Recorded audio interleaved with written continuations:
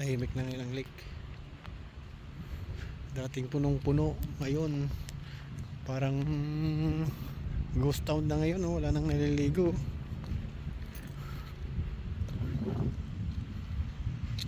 Wala nang katao-tao sa loob eh.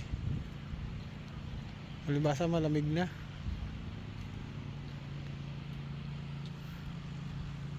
Oh, yan, yun. Mayroon pa nagbabantay siguro yan.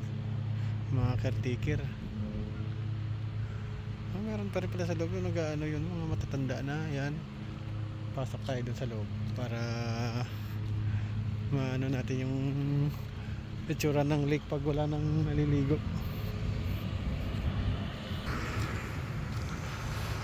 Ito, daming bunga, oh.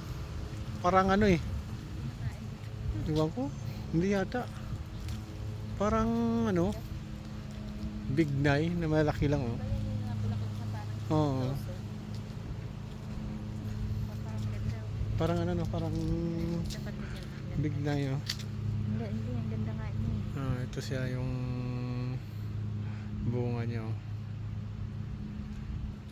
Dami, oh. Baka hindi naman ito kinakain. Hindi siguro. Pero ang ganda, Pero, ganda para sa plastic. Ewan ko kung ano, hinog ba ito? Hinog, tingnan natin. Matigas. Ay, matigas, parang kape, ano? Ayan, dito, malalaki pala to, malalaki ito naman. Ito, ay, may apple pala to. Ito pala yun, oh. Malaki tsaka mali ito. Parang alatiris, yung ano, no? Pero parang balat ng apple. Oo, parang sana siya, yung malalaki pala to. Malalaki tong isa. Pero mas cute tong red. Ang ganda ng pagka-red nito. Parang kape nga.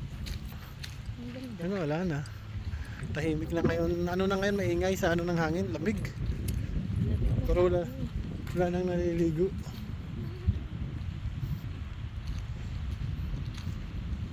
Ayan, ganito na ang sitwasyon niya pag ano, mag-winter. Gutom na kasi. Si Manong, oh, naghahanap ng ano sa mga buhangin. Ayan na.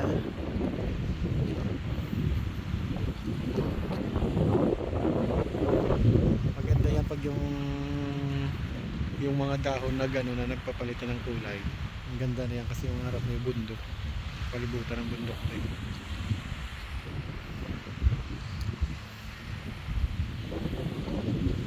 Nawala na dito yung ano nila, fountain. Hindi na kayang maligo, malamig na. Lakas na ng ano ng hangin. Kaya ng alon, no? Lakas ng alon.